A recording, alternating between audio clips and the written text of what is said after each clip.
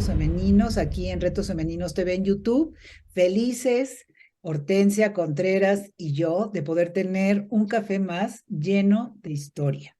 ¿Cómo estás, mi querida Hortensia? Hola Silvia, muchísimo gusto, mucho gusto de verte otra vez y de poder charlar un poquito sobre todos estos personajes maravillosos que nos llenan de verdad de ganas de continuar, porque el espíritu humano es así. Entonces, estamos enfrentándonos con cosas terribles y de repente volteas y ves que hubo en algún momento alguien que cambió el giro del mundo y alguien que le dio a la humanidad un regalo gigantesco, que es el arte, ¿no? Ay, Entonces, pues yo estoy encantada de estar aquí. a mí todo lo que es arte y historia, híjole, siento que enriquece mi vida. En vez de perder el tiempo con contenidos que ni siquiera son de valor y que es más, son dañinos hasta para la salud, pues yo disfruto muchísimo, muchísimo el poder, pues, incrementar mi cultura, mi arte, el poder tener una plática agradable con las personas con las que uno convive, en vez de estar hablando de las moscas, ¿verdad? Que vuelan. Bueno, pues poder tener una plática agradable. Y por eso aquí en Retos Femeninos impulsamos todo lo que tiene que ver con la historia y con el arte. Y mucho de eso tienes tú que ver, mi querida Hortensia, porque gracias a ti, desde que estábamos en la escuela, pues yo aprendí a amar la historia. Y la verdad que poderte disfrutar tomando un cafecito, el poder seguirte en un ataque de historia en todas tus redes, bueno, me llena. Y ahora tu curso, tu nuevo taller que próximamente va a estar en vivo y a todo color y que vamos a poner en pantalla aquí al final para que quienes quieran se inscriban, pues es un placer. Así que un traguito de café. Un ¿Qué traguito de te café. parece? ¿Qué te parece que el día de hoy, como lo platicamos, hable sobre nuestro personaje Gian Lorenzo Bernini? Es este escultor más devoto en la Roma de los papas del Renacimiento, que fue con toda seguridad un hombre universal o un hombre del Renacimiento, como algunos lo conocen. ¿Podemos platicar sobre él? ¿Puedes deleitarnos con su historia? Sí, claro que sí. Nos vamos un poquito haciendo caminos rápidos, pero para darnos una idea de tiempos y espacios. Gian Lorenzo Bernini vio una familia de artistas. Su padre es un escultor florentino, es un escultor menor, pero finalmente reconocido, y está casado con una mujer napolitana. Y Gian Lorenzo nace en Nápoles en 1598. Tiene una mezcla de estos dos enormes temperamentos. Por un lado está el temperamento serio, preciso de la Toscana, el, eh, mezclado con el temperamento napolitano de su madre, que es intenso y que es lleno de pasión y hasta cierto punto de un pequeño toque de locura, digamos. Entonces, esta mezcla es lo que nos va a dar la personalidad de un personaje gigantesco, ¿no? De esta Roma del siglo XVII. Los niños nacen en Nápoles, pero muy pronto van a mudarse a Roma. En 1605, el Papa recibe una comisión del Papa Paulo V, y aquí empieza también la relación que el pequeño Gian Lorenzo y después su hermano Luigi van a tener con el papado. Los papas, digamos, se van a volver los grandes mecenas de la familia Bernini. Y entonces llegan a Roma, se establecen en Roma, y ya de ahí ya no se vuelven a mover, ya no vuelven a salir. El Bernini nunca vive en Florencia, cosa que las gentes que no ahondan mucho en su trayectoria, digamos, o en su biografía, creen que por ser de padre florentino y de padre escultor, pues tuvo que haber tenido el roce con el mundo de las artes de Florencia y con la familia Medici inclusive, y no. Bernini se va a concentrar en Roma y va a establecer su relación y su eh, contacto del mecenazgo artístico con los papas y con las grandes familias de los cardenales, que son la aristocracia romana por excelencia. Entonces, estando el niño con su papá en Roma, conoce Gian Lorenzo a uno de sus grandes protectores, de sus grandes mecenas, que es el cardenal Scipione Borghese. Y con la familia Borghese, el niño va a hacer maravillas, a tal grado, Silvia, que una buena parte de la obra de Gian Lorenzo hoy día la podemos disfrutar en la Galería Borghese de la Roma actual, ¿no? Lo que la familia Borghese dejó fue una parte importantísima de la producción de Gian Lorenzo.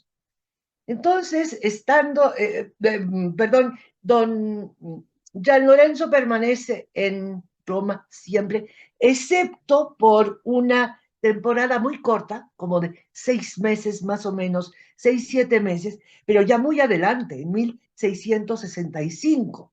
Ya Gian Lorenzo ya es un hombre bastante maduro. Y es entonces cuando el rey Luis XIV de Francia lo invita a París para que lo ayude a hacer un nuevo diseño y la modernización del Palacio del Louvre. Y ahí, estando ahí, Gian Lorenzo recibe el encargo de hacer un busto del rey Luis XIV, y ese busto del Bernini ahorita se puede admirar profundamente en la Galería de Versalles, eh, a un costado de París. Entonces, esa es la única salida que Gian Lorenzo tiene. El resto de su vida va a vivir en Roma. Bernini crece entonces bajo el mecenazgo de algunos papas importantes, pero el más importante es el Papa Urbano VIII. El Papa Urbano VIII ya se acerca a Gian Lorenzo cuando Gian Lorenzo es un joven ya muy reconocido. Para estas alturas, Gian Lorenzo es un profundo observador y conocedor de la pasión humana y cómo la pasión humana se va a reflejar en los gestos, en el rostro, en el movimiento de las manos, en la sonrisa de las personas. Y esto todo lo va a grabar y lo va a tallar en mármol. Gian Lorenzo es un hombre que va a terminar haciendo algo maravilloso, que es tallar la piedra para crear belleza y para expresar pasión, pasión espiritual, pasión carnal.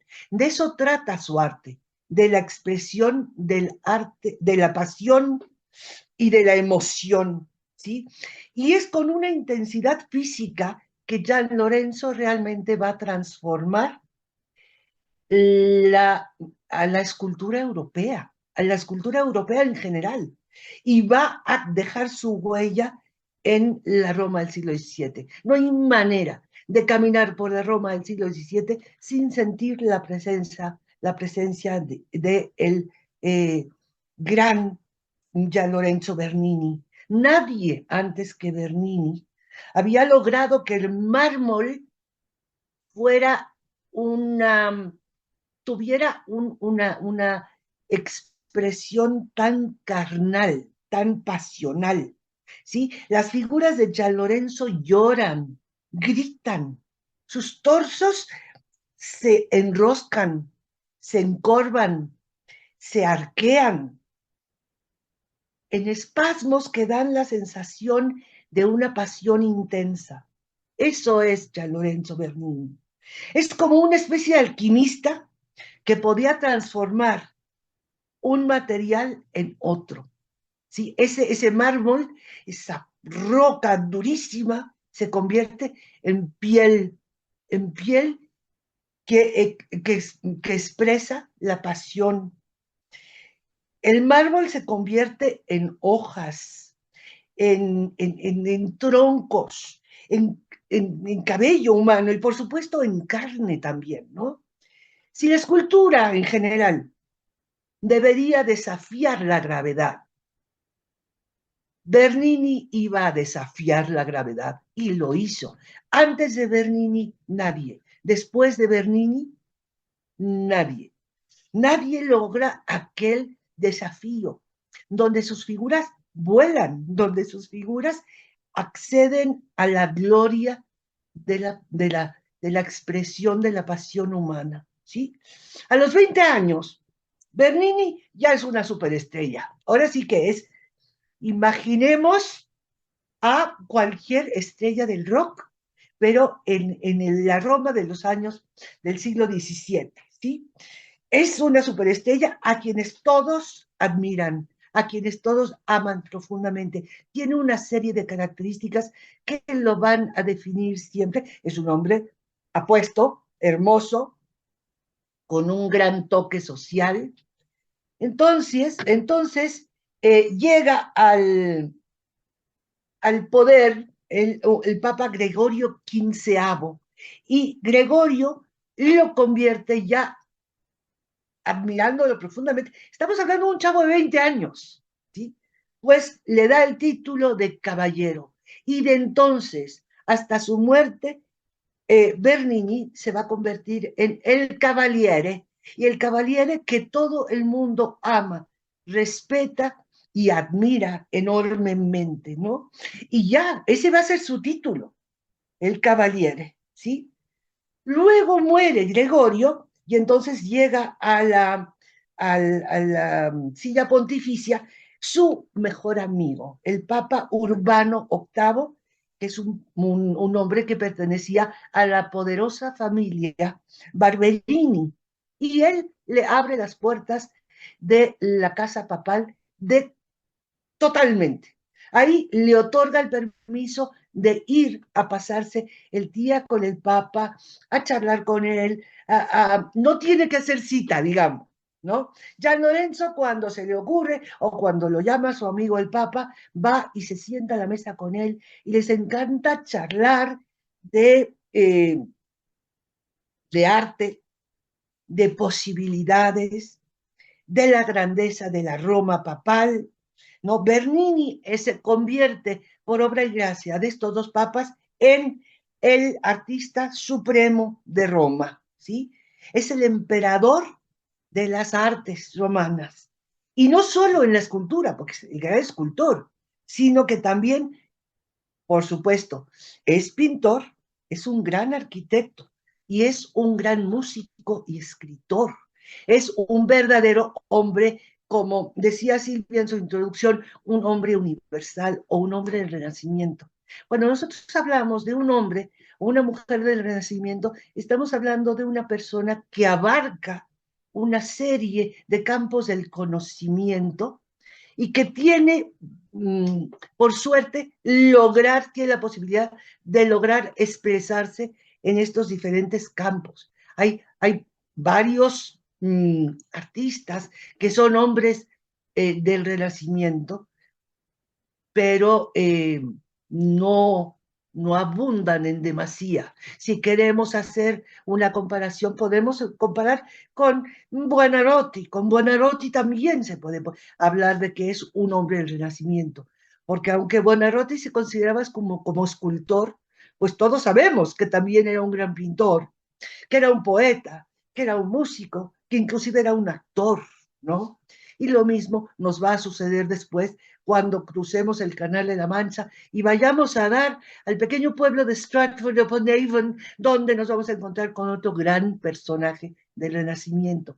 Y así se van dando las cosas de tal manera que don Gian Lorenzo se va a encontrar con compañeros en el camino de la producción artística. Además, como te decía, Gian Lorenzo tiene todo. tiene carisma, es muy, muy guapo, tiene dinero, tiene estatus. Y todo esto también lo va a llevar a crear enemigos. Forzosamente tiene que haber alguien que recele de la fama y la popularidad de Gian Lorenzo.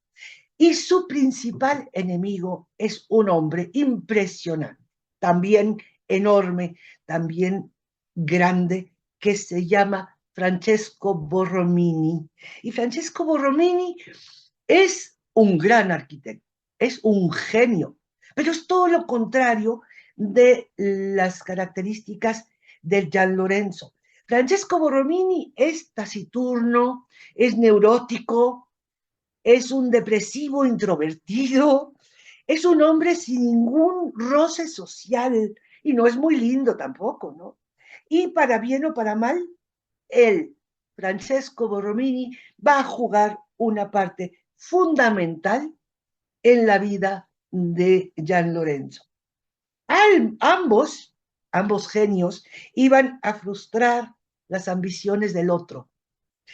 No se iban, eh, buscaban alentarse ambos a ser los mejores, ¿sí? E inclusive a tomar riesgos muy importantes que pudieron llevar a la ruina de uno o de otro. Podemos hablar, y lo hablan los estudiosos de las artes romanas y de las artes italianas, si hubo dos hombres responsables de engrandecer a Roma, estos fueron Bernini y Borromini, aunque se odiaran mutuamente, pero fueron los encargados del engrandecimiento de la Roma barroca y de la Roma que aún nos acompaña, ¿sí? Al principio esta rivalidad es única, ¿no? El Bernini representa la gran popularidad que Borromini resentía profundamente, ¿sí? Aquí podemos eh, hacer una comparación que no es muy eh, eh, exitosa, pero puede ser. Es la relación de Borromini y de Bernini es como después, más adelante, ya en el siglo XVIII, se va a repetir en la Viena imperial entre Mozart y Salieri, ¿sí? Pero en el caso de Roma, no hay Salieri, porque no hay un talento mediocre. Aquí ambos contendientes son unos genios, no hay vuelta de hoja. Esta rivalidad entre Borromini y Bernini empezó en 1624, cuando el Bernini era muy, muy joven. Y esto empezó realmente a darse cuando el papado de Urbano VIII tenía que decidir quién iba a construir el famoso baldaquino de San Pedro, aquel dosel gigantesco que se tenía que construir para proteger la tumba de San Pedro en la basílica.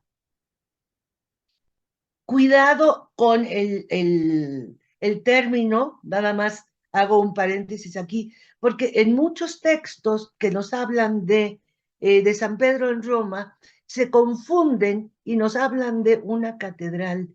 Y San Pedro no es una catedral, que quede muy claro, es una basílica. Y en los términos de las categorías de las construcciones eclesiásticas, la catedral es el asiento del arzobispo, que es un superior al señor obispo, y la basílica es la sede del obispo. Y en Roma el papa es el obispo, no es el arzobispo. Por lo tanto, su sede, que es San Pedro, es una basílica. ¿Okay? Y en esa basílica había que construir un diseño para cubrir la tumba del apóstol Pedro. Y entonces están en estas competencias cuando, por supuesto, que el Papa Urbano, pues ¿por quién va a decidirse? Por Bernini, por el caballero, eh, Pero Bernini es un buen arquitecto, pero no es el gran arquitecto que era Borromini. Entonces tiene que echar mano del apoyo que le puede dar Borromini en cuanto a técnica. Entonces, muchas de las soluciones que se le da a la construcción del baldaquino se las da Borromini. Pero claro, cuando termina todo esto y se agradece el papado a el cavaliere de aquello, el cavaliere no es capaz de darle ningún mérito a su rival, Borromini, lo cual hace que Borromini siga alimentando resentimiento y rabia contra el gran señorito que es incapaz de compartir, ¿no? La grandeza y el éxito. En este momento que están peleando por todo esto, aparece la figura de una mujer muy importante en la vida de Bernini.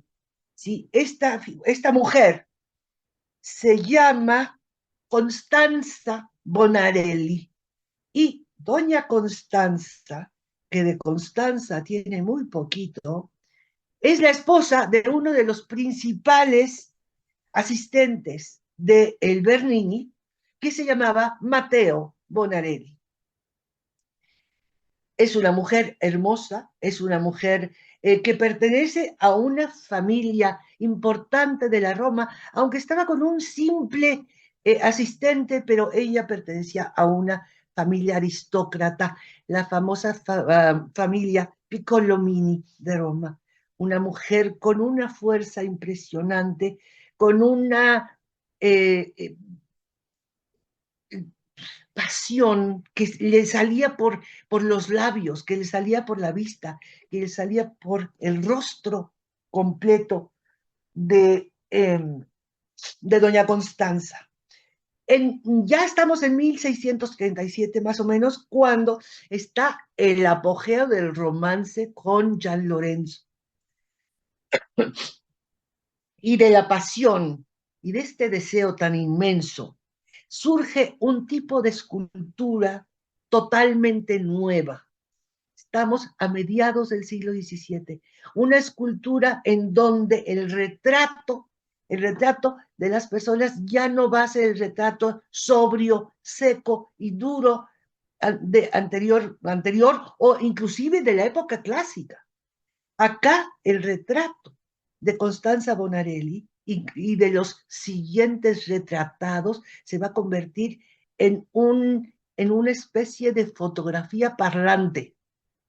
El personaje habla, ¿sí? Por los poros de la piedra, habla y expresa el dolor, la pasión, la ira, la necesidad física, ¿no? Aquí va a surgir un problema pasional terrible, ¿sí? Está esta pareja en pleno, el señor Mateo, el señor esposo, pues ahora sí que se hace tonto, ¿por qué? Pues su patrón pues tiene que darse el gusto, pues, ¿no? Pero entonces surge un problemón. Luigi, el hermano de Gian Lorenzo, se enamora de Constanza. Se enamora de Constanza y entonces empieza a entablar una relación pasional con Constanza. Como podemos ver y como los cronistas de la época hablan de que Constanza pues tenía un nombre muy bonito, pero de Constanza no tenía nada. Y entonces cae en brazos también de Luigi Bernini. El caso es que se entera Gian Lorenzo y pues el temperamento napolitano surge en toda su fuerza y con toda su pasión.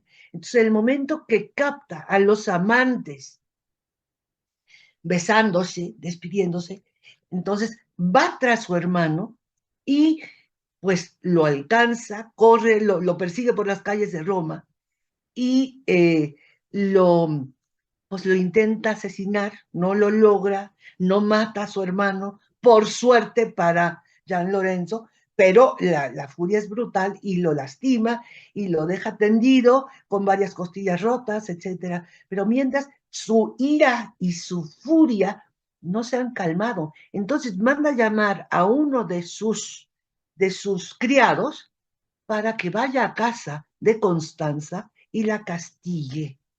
Y el criado cumple con la voluntad de su patrón y llega a casa de Constanza y le deforma el rostro.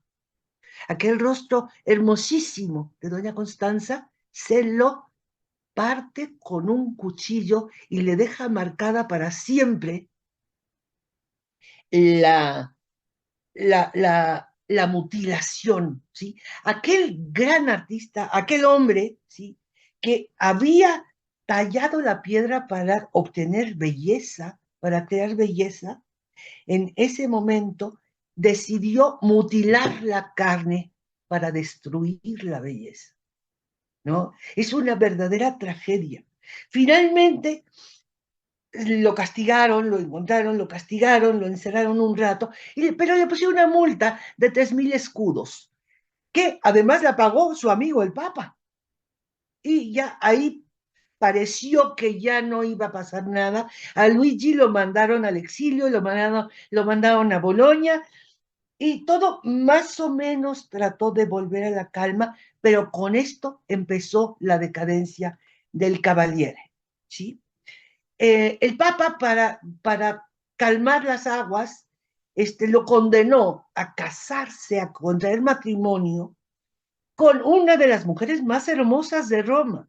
Esa fue la condena, que era Catarina Tezio, hija de un abogado romano muy reconocido. Entonces, ya el matrimonio de Catalina, pues logró apaciguar a don Gian Lorenzo, pero para esto él había ya terminado de esculpir el busto de Constanza Bonarelli y estaba en su casa aquel busto. Y por supuesto que doña Caterina no quería saber nada de aquello y entonces seguramente que lo hubiera tirado a la basura. Pero por suerte pasó por ahí un cardenal Medici que se interesó por aquel retrato tan especial de aquella mujer tan llena de pasión y de fuerza y compró la escultura y se la llevó a Florencia. Por eso ahora, si queremos conocer el retrato de Constanza Bonarelli, esculpido por Gian Lorenzo, nos vamos al Bargello de Florencia. Y ahí nos vamos a encontrar con doña Constanza, ¿no? Entonces, desde aquel momento, de aquel terrible crimen, pues todo empieza a derrumbarse para Gian Lorenzo. Pero no fue hasta 1644 cuando llegó el desastre. El desastre fue en cuanto a que su amigo el Papa Urbano murió. Entonces hay un nuevo Papa. El nuevo Papa es Inocencio X. Inocencio X, pues, escoge a un nuevo favorito. Y este nuevo favorito va a ser justamente Francesco Borromini. Y con a Borromini le encargó el diseño del campanario de, de San Pedro. Borromini tardó en presentar una propuesta, ¿no? Y entonces decidieron darle una oportunidad a Bernini, que era como que más rápido, era más, él siempre entregaba las cosas cuando él decía que entregaba las cosas, cosa que los artistas nunca hacen, ni los artistas ni los artesanos, cuando tienen encargos, ¿no? Y Bernini sí lo hacía. Entonces le dijeron, ok, vamos a ver, ¿tú qué nos ofreces? Y tú vas a crear, entonces nos vas a entregar la propuesta de las torres de los campanarios de San Pedro. Entonces él diseñó ambiciosamente dos campanarios que están a los lados de la cúpula, diseño de Buonarroti, que iban a darle el sello y el cierre a la Basílica de San Pedro. Pero la ambición del Bernini fue excesiva porque dijo, pues mis torres van a ser de la misma altura que el domo de San Pedro y van a tener una fuerza, van a ser de 3 pisos, no de un piso. Pero nunca pensó Bernini que estaba construyendo sobre un terreno fangoso, sobre un terreno pantanoso, que no podía sostener el peso de aquello. Entonces, aquella construcción tardó 2 años, pero a los meses de inaugurada empezó a presentar grietas, a presentar problemas y finalmente tuvieron que destruirlas. Para 1946, aquel intento de campanario cayó y con él cayó el apogeo del caballero Bernini, ¿no? Para 1948, ya Bernini tiene 50 años, ya es un viejo para el estándar de su época. Y vivir a esa edad, esa humillación, fue terrible para el caballero. Entonces, para sobreponerse a todo aquello, tenía que suceder algo grandioso. Tenía que haber un milagro. Y el milagro sucedió. Y el milagro sucedió de la mano de una santa española, de doña Teresa de Ávila. De la mano de doña Teresa, el Cavaliere se recupera. Entonces, el cardenal Cornaro, que en aquel momento estaba decidiendo hacer una capilla en la iglesia de Santa María de la Victoria, le encargó al Bernini que le diseñara algo para la tumba familiar, para el mausoleo familiar. Y entonces Bernini hace el milagro. Y entonces presenta el famoso éxtasis de Santa Teresa, que es no solamente un cuerpo escultórico, no solamente la santa y el ángel que la traspasa, es toda una concepción arquitectónica. Es la representación de un drama impresionante. Es un momento que va entre el misterio y la indecencia. El cuerpo de una santa es penetrado y su dolor se distingue del placer. Es una mujer jadeante que levita, que desafía, como decíamos en un principio, desafía la gravedad en cojines de piedra. Entonces, esta oportunidad que le da el cardenal Cornaro es grandiosa porque es la de representar a una santa como antes nunca nadie se había atrevido a representar la santidad. No, nadie nunca ha podido superar esta obra.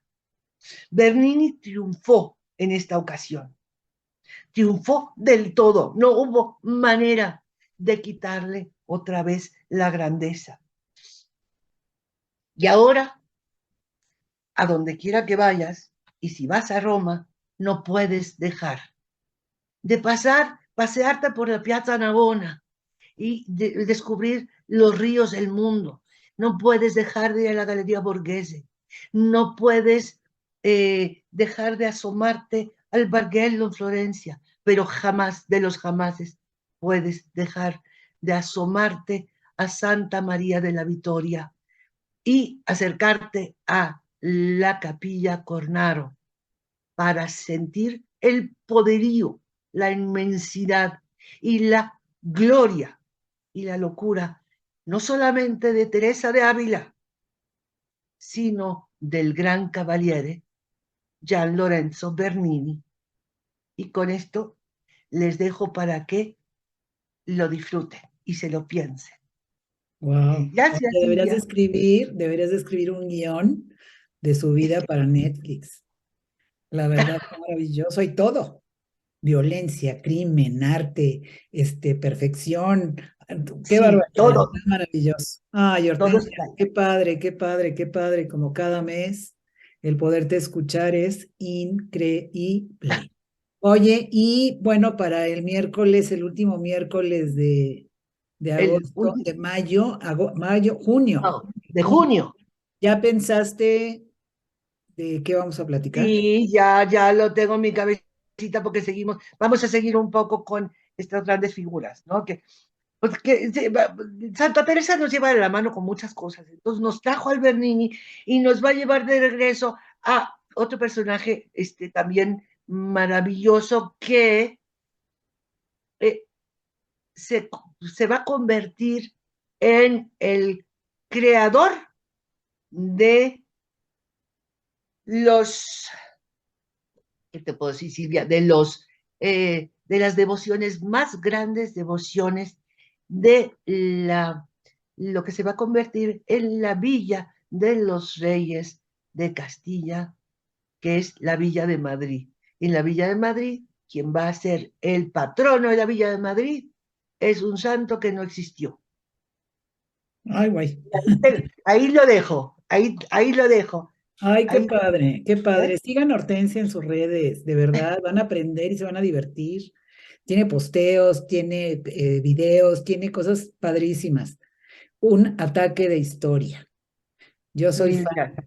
Oye, y estamos poniendo aquí en pantalla lo de tu próximo taller, que va a estar increíble. Ojalá que algunas puedan aprovecharlo o recomendar el que lo puedan promover porque vale la pena. Vale la pena, no siempre hace estos talleres en vivo, entonces yo creo que es una oportunidad maravillosa hasta para conocer a otras personas que también se apasionan por el arte, bueno, pues como tú. Y ayúdenos a promover este programa dándole like, sonando la campanita para que les avise cada vez que subamos un programa nuevo. Estamos aquí en Retos Femeninos TV en YouTube, compártanlo, pero también lo pueden escuchar en Spotify. Tenemos Retos Femeninos en Facebook, en Instagram, regístrense en retosfemeninos.com, o sea, una comunidad de 1,5 millones de mujeres que realmente quieren estar al día en muchos temas y que están como muy metidas y muy preocupadas por su crecimiento personal y profesional. Y el arte y la cultura es parte de esto. Mi querida Hortensia, te abrazo. Nos vemos aquí en el mes de junio. Ya no sé ni dónde vivo, qué horror, en junio. Estaba yo en agosto, es Sí, junio. no. El mes de junio, apenas Estamos para finales terminando del mes de mayo, junio. sería junio. Ok, Ajá. te lo agradezco muchísimo. Te mando un abrazo. Y bueno, no se lo pierdan y compartan el programa. Hasta la próxima. Ok. Hasta la próxima, Silvia. Mil gracias. Un abrazo a Gracias. todos. Bye. Bye.